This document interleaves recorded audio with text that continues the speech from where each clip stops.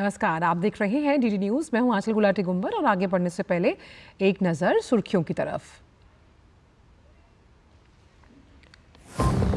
गृह मंत्री अमित शाह आज जम्मू कश्मीर में सुरक्षा स्थिति की करेंगे समीक्षा। उच्च स्तरीय अमरनाथ तीर्थ यात्रियों की तैयारियों की भी होगी समीक्षा।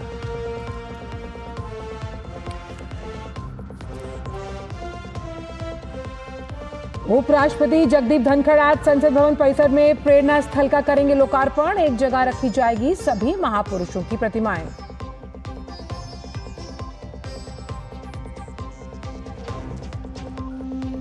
दिल्ली जल संकट को लेकर भारतीय जनता पार्टी आज कई जगहों पर करेगी विरोध प्रदर्शन। भाजपा के सांसद और विधायक आप सरकार के खिलाफ दर्ज करवाएंगे विरोध। उत्तर और मध्य भारत में भीषण गर्मी का कहर जारी। मौसम विभाग ने अगले 5 दिनों तक दिल्ली और उत्तर प्रदेश में भीषण गर्मी का ऑरेंज और रेड अलर्ट किया जारी। हरियाणा, चंडीगढ़ और पंजाब के कुछ हिस्सों में लू चलने की संभावना।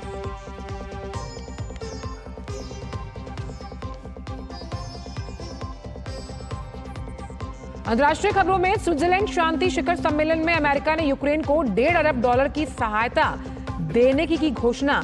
मसौदे में यूक्रेन पर रूस के हमले की निंदा। दक्षिणी गाजा के रफा में हुए हमले में 8 इजरायली सैनिकों की मौत। इजरायल के प्रधानमंत्री नेतन्याहू ने जंग के लक्ष्यों के प्रति दोहराई अपनी प्रतिज्ञा। और आईसीसी T20 विश्व कप में स्कॉटलैंड ने ऑस्ट्रेलिया को जीत के लिए दिया 181 रन का लक्ष्य। पाकिस्तान और आयरलैंड के बीच आज होगा मुकाबला। इंग्लैंड ने कल खेले गए मुकाबले में नामीबिया को 41 रन से हराया।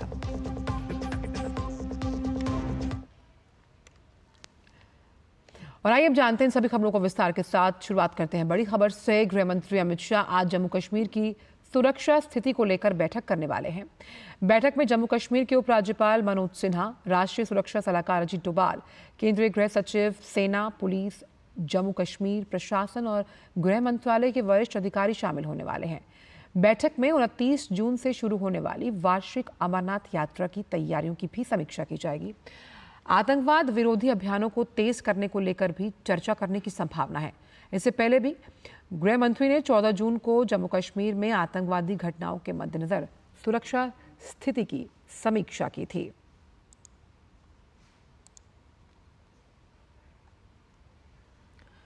तो गृह मंत्री अमित शाह आज उच्च स्तरीय बैठक करने वाले हैं। इसी पर बात करने के लिए हमारे संवाददाता मुकेश शुक्ला हमारे साथ जुड़ गए हैं। मुकेश, सुप्रभात आपको। तो जिस तरह से सुरक्षा स्थिति को समझते हुए ये समीक्षा बैठक की जाएगी जो उच्च स्तरीय मानी जा रही है, जिसकी अध्यक्षता खुद करने वाले हैं अमित शाह, खास तौर पर जो अभी हाल ही में घटनाएं हुई उसके मद्देनजर तो ये बहुत महत्वपूर्ण है ही। वहीं हम जानते हैं कि 29 तारीख से अमरनाथ यात्रा भी शुरू हो रही है। बिल्कुल आंचल, एक बड़ी इंपॉर्टेंट मीटिंग है, उच्च स्तरीय बैठक है, क्योंकि हाल ही के कुछ दिनों में आप देखेंगे चुनाव के परिणाम आने के बाद कई ऐसी घटनाएं देखने को मिली जहां पर तीर्थ यात्रियों की बसों पर अटैक किया गया, जिसमें 9 लोगों की जान चली गई। उसके बाद इनकाउंटर्स भी देखने को मिले आतंकवादियों के बीच में और सीआरपीएफ के जवानों के बीच में, जहां कुछ जवान भी घायल हुए थे। ऐसे में सुरक्षा को फिर से कड़ा करते हुए आतंकवादी विरोधी जो कैंपेन है उसको चलाएंगे और ये कोशिश करेंगे कि 29 जून से जो अमरनाथ यात्रा शुरू होने वाली है उससे पहले इस तरह की कोई भी घटना सामने ना आए, क्योंकि हाई अलर्ट पर रहेगी तमाम एजेंसियां। अजीत डोभाल खुद यहाँ पर अध्यक्ष अमित शाह के साथ होंगे, आपके आर्मी चीफ यहाँ पर होंगे, तमाम बड़ी एजेंसियों के, खुफिया एजेंसियों के जो आला अधिकारी हैं वो इस बैठक में मौजूद होंगे और हर एक पहलू पर विस्तार से चर्चा की जाएगी, क्योंकि एक बड़ी इंपॉर्टेंट ये यात्रा है। इसमें काफी श्रद्धालु जो हैं वो आते हैं, भारत के कोने कोने से आते हैं और अमरनाथ यात्रा को ले करके हर बार जो है सुरक्षा वो चाक चौबंद की जाती है। ऐसे में कोई भी घटना सामने ना आए,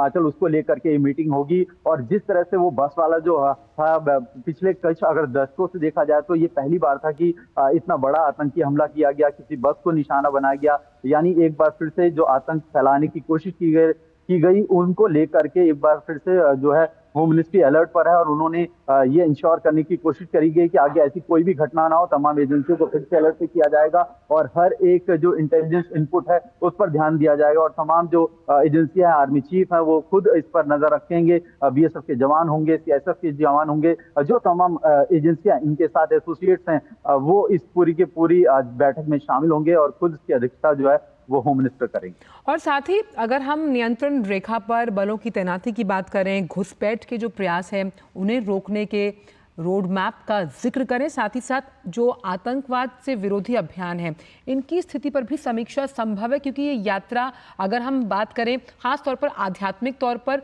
बहुत ज्यादा अहम मानी जाती है। बिल्कुल आपने सही कहा, क्योंकि देखिए जो एलओसी है, लाइन ऑफ कंट्रोल है, वहां से जिस तरह की घुसपैठ हो रही है उसको ही रोकने की कोशिश की जाएगी, क्योंकि आतंकी ऐसा माना जा रहा है पाकिस्तान की तरफ से ही घुसपैठ कर रहे हैं और इस तरह से आम जनता को, आम तीर्थयात्रियों को निशाना बना रहे हैं। अभी कुछ दिन पहले एक गांव में भी वहां पर गोलीबारी की आवाज सुनाई दी थी, तो उससे पूरा का पूरा माहौल जो है वो पैनिक हो गया था। लोगों ने अपने घर के दरवाजे बंद कर लिए थे, क्योंकि पिछले कुछ दिनों से या वर्षों से आप देखिए तो जम्मू कश्मीर के हालात जो है वो बहुत बेहतर हो गए थे। आप लाल चौक पे जश्न मनाते हैं, लोग खुलेआम घूम रहे थे, तमाम जो सुविधाएं हैं वो माकूल कर दी गई थी, लेकिन एक बार फिर से आतंकियों ने जिस तरह और ये जो उच्च स्तरीय बैठक है जिसकी समीक्षा गृह मंत्री खुद करने वाले हैं, साफ तौर पर जो जीरो टॉलरेंस नीति है आतंकवाद को लेकर, उसी की प्रतिबद्धता को आगे बढ़ाते हुए। बहुत बहुत शुक्रिया मुकेश इन तमाम जानकारियों को हमसे साझा करने के लिए। बढ़ते आगे, उपराष्ट्रपति और राज्यसभा के सभापति जगदीप धनखड़ आज शाम संविधान सदन के गेट 7 के सामने नवनिर्मित प्रेरणा स्थल का उद्घाटन करने वाले हैं। इस अवसर पर राज्यसभा के उप सभापति और संसदीय कार्य मंत्री भी उपस्थित रहने वाले हैं। कार्यक्रम में राज्यसभा और लोकसभा के सभी सदस्यों को भी आमंत्रित किया गया है। संसद भवन परिसर में महान नेताओं और स्वतंत्रता सेनानियों की प्रतिमाएं स्थापित हैं। इन महान भारतीयों ने हमारे देश के इतिहास, हमारे सांस्कृतिक पुनर्जागरण और हमारे स्वतंत्रता संग्राम में महत्वपूर्ण योगदान दिया। ये प्रतिमाएं परिसर में अलग अलग स्थानों पर स्थित थीं, जिसमें जो विजिटर्स हैं उनके लिए ठीक से देखना मुश्किल होता था। इसलिए इन प्रतिमाओं को संसद भवन परिसर के अंदर एक स्थान पर स्थापित करने के उद्देश्य से प्रेरणा स्थल का निर्माण किया गया, ताकि संसद भवन परिसर में आने वाले गणमान्य व्यक्ति और अन्य जो विजिटर्स हैं वो इन प्रतिमाओं को एक ही स्थान यानी प्रेरणा स्थल पर आसानी से देख पाएं और श्रद्धांजलि दे सकें। इन महान भारतीयों की जीवन गाथाओं और संदेशों को नई तकनीक के माध्यम से विजिटर्स तक पहुंचाने के लिए एक कार्य योजना बनाई गई, ताकि लोग उनसे प्रेरणा ले पाएं।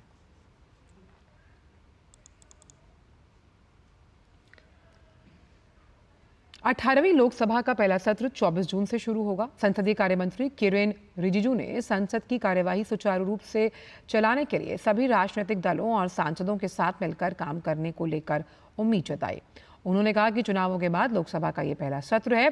सरकार पक्ष और विपक्ष एक साथ टीम इंडिया की तरह काम करने के लिए तैयार। संसद के पहले सत्र में नवनिर्वाचित सांसदों को शपथ दिलाने, लोकसभा अध्यक्ष के चुनाव और दोनों सदनों की बैठक में राष्ट्रपति के अभिभाषण होने की भी परंपरा है। The first session, which is the special session of the 18th Lok Sabha, has been decided, and Rashtrapati ji has summoned to begin the House on 24th of June. Now, what is important is the first session is customary to have the oath for the newly elected members, and election of the Speaker of Lok Sabha, and then President's address to both the houses of the Parliament. It's going to be very important for all of us that after the election, we are coming together for the first time. My appeal to all the members, all the political parties, to jointly work together as Team India. After all, we are member of Parliament of India, and we have to work for our country. और फिलहाल वक्त एक छोटे से break का है। जिन्होंने use किया है वो जानते हैं असली हींग का स्वाद। MDH सुपर हींग, शुद्धता का असली तड़का। MDH। देखो यार, जिंदगी का कोई भरोसा नहीं, पता नहीं कब फोटो पे हार चढ़ जाए और फैमिली का फ्यूचर, बच्चों की पढ़ाई खतरे में पड़ जाए। तो आज ही पॉलिसी बाजार से 1 करोड़ का टर्म लाइफ इंश्योरेंस कराओ, सिर्फ 525 रुपए महीने से शुरू। बात जब पीढ़ियों के लिए बनने वाले घर की हो तो जिम्मेदारी बड़ी हो जाती है। गैलेंट समझता है ये जिम्मेदारी। अब डबल एम रिब्स के साथ गैलेंट एडवांस TMT रीबार, निर्माण का रियल हीरो। घुटना, कंधा या कमर, चाहे जैसा हो दर्द, डॉक्टर ऑर्थो आपको देता है दर्द से पूरी आजादी। ये कोई टेम्पररी पेन किलर नहीं, आयुर्वेदिक औषधि है। Curiosity can take you to some out of the world places. Took me to the moon today. Curious about this place? Scan this QR code before I take it off with my Seat tires. Seat, crafted for the curious. मैं captain होता ना, open कराता। अब हर कोई open करेगा तो match कौन close करेगा? तो भाई साहब, कोई किसी की लाइफ में आग नहीं लगा पाएगा। समर कूल, जो हर दिल करे कबूल। ब्रेक के बाद सभी का स्वागत। और अब बात करते हैं मौसम के मिजाज से जुड़ी हुई। भारत के उत्तर और मध्य भाग के कई हिस्सों में भीषण गर्मी का प्रकोप जारी है और 19 जून तक ऐसी ही स्थिति बने रहने की संभावना है। मौसम विभाग ने अगले 5 दिनों तक दिल्ली और उत्तर प्रदेश में भीषण गर्मी का ऑरेंज और रेड अलर्ट जारी किया। दिल्ली, उत्तर प्रदेश, मध्य प्रदेश, बिहार, हरियाणा और चंडीगढ़ में कुछ हिस्सों में 44 से 46 डिग्री सेल्सियस के बीच तापमान दर्ज किया जा रहा है। वहीं उत्तर प्रदेश के प्रयागराज में न्यूनतम तापमान ने पिछले 127 साल का रिकॉर्ड तोड़ दिया। भीषण गर्मी के मद्देनजर उत्तर प्रदेश में कक्षा 1 से 8 तक के स्कूलों की छुट्टियों को 24 जून तक बढ़ाया गया है। मौसम विभाग ने मेघालय में इस महीने की 19 तारीख तक और असम में 17 से 19 तारीख के बीच भारी बारिश की संभावना व्यक्त की है।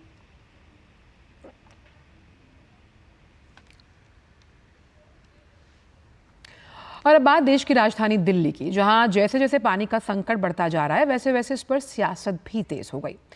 कल तक साथ साथ चुनाव लड़ने वाले पानी को लेकर आमने सामने आ गए। जल संकट पर कांग्रेस ने भी आप को घेरना शुरू कर दिया। वहीं जल संकट को लेकर आज भी बीजेपी दिल्ली भर में प्रोटेस्ट करेगी। दिल्ली बीजेपी अध्यक्ष वीरेंद्र सचदेवा की अगुवाई में आज दिल्ली के सभी 14 संगठनात्मक जिलों में अरविंद केजरीवाल सरकार के भ्रष्टाचार और लापरवाही के चलते उत्पन्न जल संकट के विरोध में प्रदर्शन होना है। योगेंद्र चंदोलिया, कमलजीत सिंह, जितेंद्र महाजन समेत तमाम बीजेपी के सांसद भी विरोध प्रदर्शन में भाग लेंगे। आप सरकार के खिलाफ बीजेपी और कांग्रेस ने कल भी जमकर प्रदर्शन किया था। कांग्रेस ने दिल्ली के 280 ब्लॉक पर कांग्रेस मटका फोड़ प्रदर्शन किया। वहीं बीजेपी ने भी जल मंत्री आतिशी के आवास के बाहर मटका फोड़ प्रदर्शन किया है।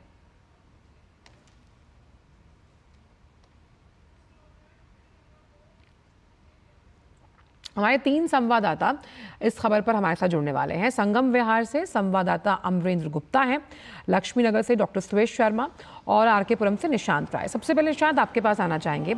हालांकि राजधानी दिल्ली, जिसे हिंदुस्तान का हम दिल भी बोलते हैं, लेकिन ये तब धड़केगी जब लोगों तक पानी पहुंचेगा। जल प्रबंधन को लेकर लगातार दिल्ली सरकार पर सवालिया निशान उठाए जा रहे हैं। आखिर इसको लेकर क्या तैयारी, और जिस तरह से विरोध प्रदर्शन दर्ज करवाया जा रहा है अलग अलग हिस्सों में आज दिल्ली के इस पूरे जल संकट पर?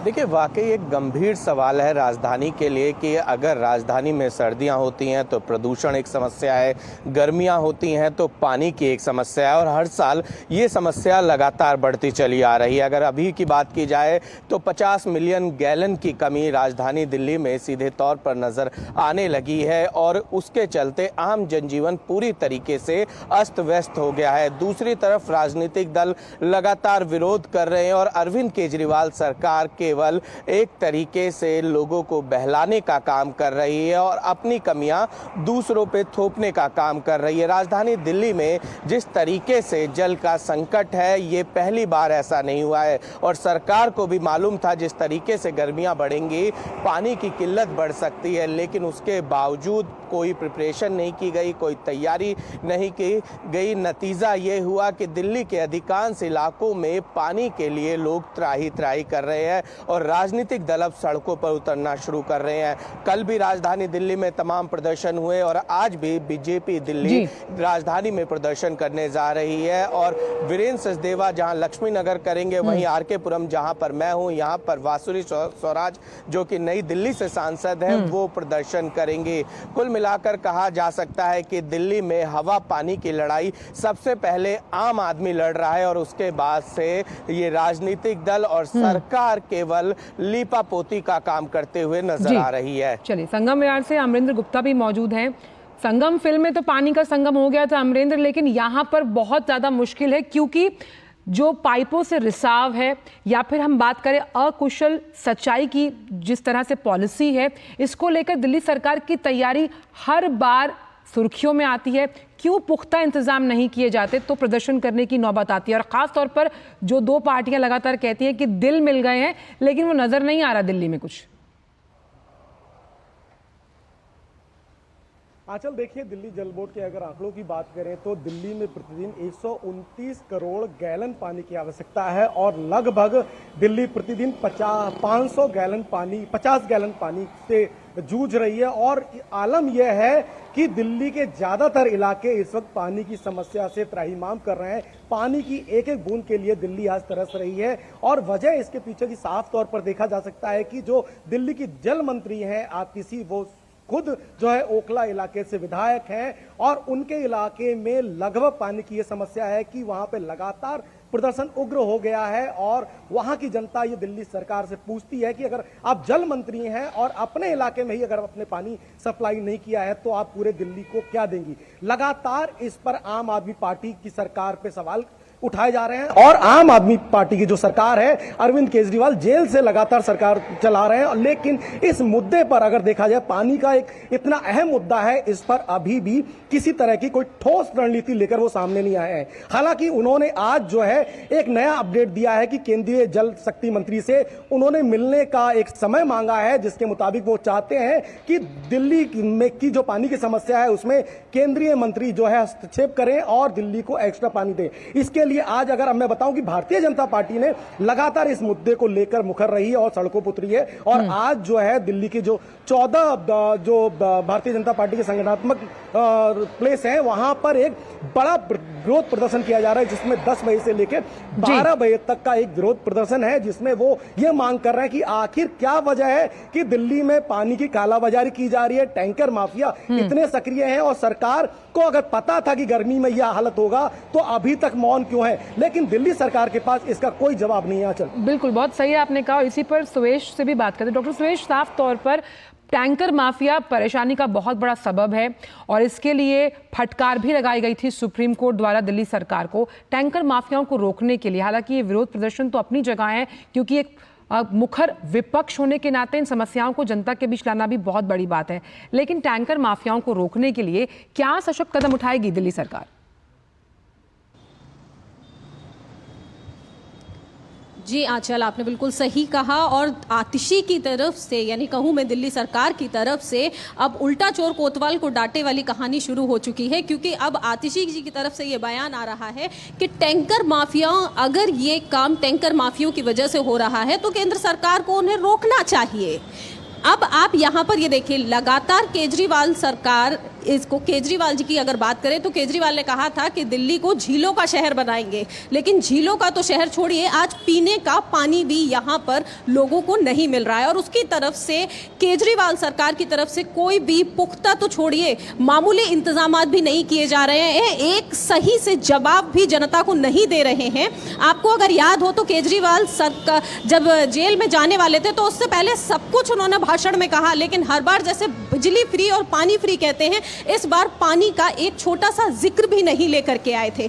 अभी अगर मैं बात करूं बीजेपी की या कांग्रेस पार्टी की, तो दोनों की तरफ से देखिए, कांग्रेस पार्टी और आम आदमी पार्टी जब तक चुनाव हो रहे थे तब तक दोनों भाई भाई थे, भाईचारा था। चुनाव खत्म होते ही दोनों आमने सामने आ गए और कल एक हमें विरोध प्रदर्शन कांग्रेस की तरफ से देखने को मिला। और अगर बात मैं बीजेपी की तरफ से करूं तो शुरुआत से बीजेपी इस पानी के संकट को लेकर के सड़क पर उतरी है और कल ही वीरेंद्र सचदेवा यानी बीजेपी प्रदेश अध्यक्ष ने ऐलान कर दिया था कि आज 14 इकाई जिले से ये विरोध प्रदर्शन किया जाएगा। और अभी मैं शादरा जिले के लक्ष्मी नगर में स्थित हूं और आप अगर मेरे पीछे देख रही हैं तो यहाँ पूरी तैयारी हो चुकी है। आंचल, यहाँ पर देखिए भ्रष्ट केजरीवाल सरकार के खिलाफ हल्ला बोल, यानी कि आज बीजेपी पूरी तरीके से सड़क पे उतरेगी 14 जगह पे और यहाँ तैयारी शुरू हो चुकी है। यहाँ हमारे साथ कुछ बीजेपी कार्यकर्ता भी हैं, मैं उनसे बात करते हैं। समय कम है डॉक्टर सुरेश मेरे पास। क्या तैयारी शुरू कर दे? तैयारी है उस केजरीवाल के खिलाफ जो कहता कुछ भी है लेकिन करता कुछ नहीं है। जी आंचल, तो आप देख रहे हैं कि पूरी तैयारी हो चुकी है और 10 बजे यहाँ पर वीरेंद्र सचदेवा जी आज बिल्कुल, यानी कि दिल्ली सरकार की कथनी और करनी में फर्क साफ समझ में आ रहा है जनता को। आप तीनों को ही बहुत बहुत शुक्रिया, क्योंकि ये बहुत बड़ी खबर है आज की। लगातार इसे हम ट्रैक करते रहेंगे और आपसे इस पूरे मामले पर अपडेट्स लेते रहेंगे, लेकिन वक्त फिलहाल खबरों में एक छोटे से ब्रेक का है। जीरा से प्यास बुझाए, डाइजेशन के लिए मस्त, शरीर में नमक पानी का बैलेंस बनाए। सिप सिप जीरा सिप जीरा सिप इंग्लिश का जल्दी और जीरा सिप जीरा सिप जीरा सिप। सर आप बहुत लकी हैं कि आपके बेटे ने हेल्थ इंश्योरेंस और बाकी सारी फॉर्मेलिटीज टाइम से पूरी कर दी है। मेरा बेटा? तो फिर आप? पॉलिसी बाजार। क्लेम के टाइम पे हमेशा आपकी हेल्प को तैयार। पॉलिसी बाजार, 1 करोड़ का हेल्थ इंश्योरेंस सिर्फ 390 रुपए महीने से शुरू। बात जब पीढ़ियों के लिए बनने वाले घर की हो तो जिम्मेदारी बड़ी हो जाती है। गैलेंट समझता है ये जिम्मेदारी। अब डबल एम रिब्स के साथ गैलेंट एडवांस TMT रीबार, निर्माण का real hero. Here gravity and physics don't call the shots, and sound travels slower than you. This is a different kind of place.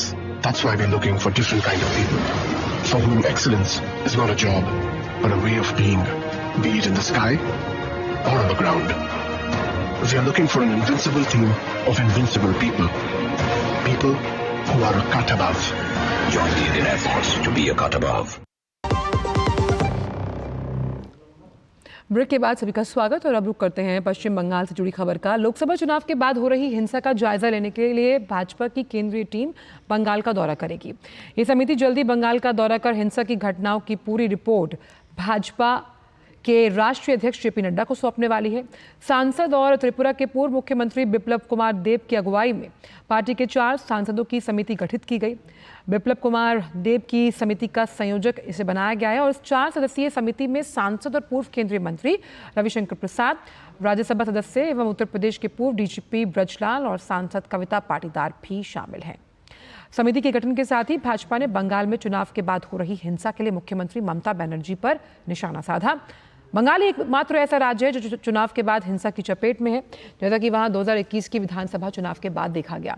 Calcutta उच्च न्यायालय ने भी इसे गंभीरता से लेते हुए केंद्रीय बलों की तैनाती 21 जून तक बढ़ा दी और मामले को आगे की समीक्षा के लिए 18 जून के लिए सूचीबद्ध किया है।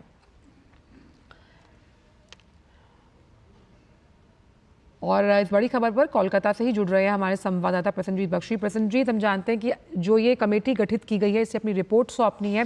कहीं ना कहीं इस रिपोर्ट में वो तमाम तथ्य भी खुलकर सामने आएंगे कि आखिरकार चुनावों के बाद पश्चिम बंगाल हिंसा का पात्र क्यों बनता है। हाँ देखिए आजकल आज शाम तक ये जो कमेटी है इनके सारे सदस्य कोलकाता पहुंच जाएंगे और कोलकाता पहुंचने के बाद उनका पहली जो सूची है उस हिसाब से कोलकाता में माहेश्वरी सदन बोल के एक धर्मशाला है जहां पे कई लोग बीजेपी की जो समर्थक है उन लोगों को उठाकर लाया गया है और इस धर्मशाला में इन लोगों ने शरण लिया है अपना जान बचाने के लिए। तो ये माहेश्वरी सदन वो जो टीम है वो कमेटी है ये विजिट करेंगे शाम को किसी समय पे।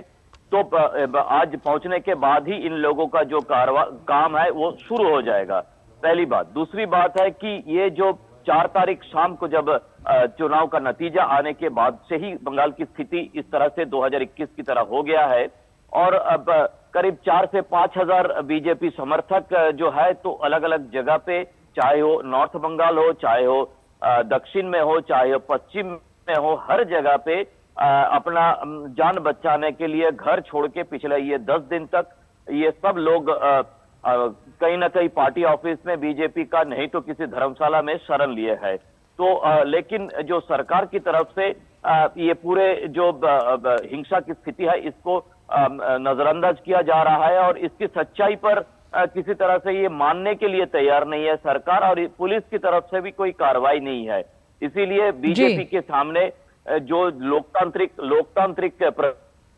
प्रक्रिया है, इसके अलावा कोई तरीका तो ये बड़ी खबर है कि तो इस समिति की रिपोर्ट जब सामने आएगी तो बहुत से ऐसे तथ्य हैं जिनसे पर्दा उठेगा। बहुत बहुत शुक्रिया प्रसन्नजीत, समय हमारे पास कम है, लेकिन आगे के बुलेटिन में भी हम इस पूरी खबर पर अपडेट लेते रहेंगे। वक्त एक छोटे से ब्रेक का। लाल रंग इसका अपार, तीखा कम है फिर भी स्वाद, बेमिसाल बेमिसाल MDH Kashmiri, MDH Kashmiri. MDH Curiosity can take you to some out of the world places. Took me to the moon today. Curious about this place? Scan this QR code before I take it off with my Seat tires. Seat, crafted for the curious. बात जब पीढ़ियों के लिए बनने वाले घर की हो तो जिम्मेदारी बड़ी हो जाती है। गैलेंट समझता है ये जिम्मेदारी। अब डबल एम रिब्स के साथ गैलेंट एडवांस TMT रीबार, निर्माण का रियल हीरो। घुटना, कंधा या कमर, चाहे जैसा हो दर्द, डॉक्टर ऑर्थो आपको देता है दर्द से पूरी आजादी। ये कोई टेम्पररी पेन किलर नहीं, आयुर्वेदिक औषधि है। स्वाद से सबको दीवाना कर दे, दीवाना कर दे। पता का चाय, गजब का स्वाद। मैं क्या जी, सब जानते हैं, जहां दिखे मारियो, अपना समझ के खा लियो।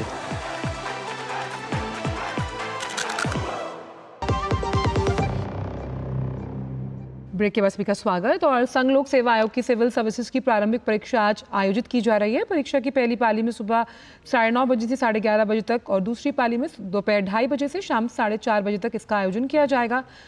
परीक्षा को सकुशल संपन्न करवाने को लेकर पुलिस प्रशासन की तरफ से तमाम तैयारियां की गई और इसी के साथ दिल्ली NCR में परीक्षार्थियों के लिए 8 बजे जो चलने वाली मेट्रो है उसको 6 बजे से शुरू कर दिया गया। बात क्रिकेट की, ICC T20 विश्व कप में स्कॉटलैंड ने ऑस्ट्रेलिया के सामने जीत के लिए 181 रन का लक्ष्य दिया। पहले बल्लेबाजी करते हुए स्कॉटलैंड की टीम ने निर्धारित 20 ओवर में 5 विकेट खोकर 180 रन बनाए। वहीं ऑस्ट्रेलिया ने जवाब में 8 ओवर में 2 विकेट के नुकसान पर 59 रन बना लिए। समाचारों में इतना ही, दीजिए इजाजत, नमस्कार।